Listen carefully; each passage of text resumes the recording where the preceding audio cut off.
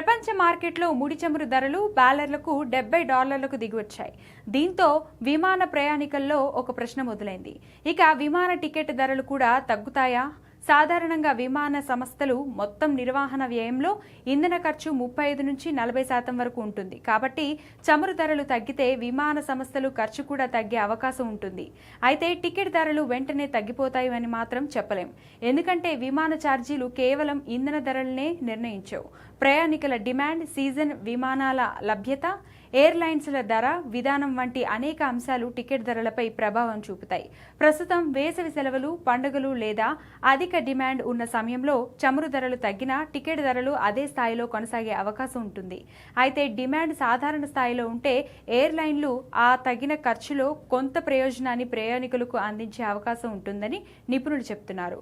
మరోవైపు చమురు ధరలు తగ్గడం వల్ల విమానయాన సంస్థలు లాభదాయకత మెరుగుపడే అవకాశం ఉంది. అప్పుల భారం తగ్గించుకోవడం, కొత్త విమానాల కొనుగోలు, సేవల విస్తరణ వంటి నిర్ణయాలకు కూడా ఊతమిచ్చే అవకాశం ఉంది.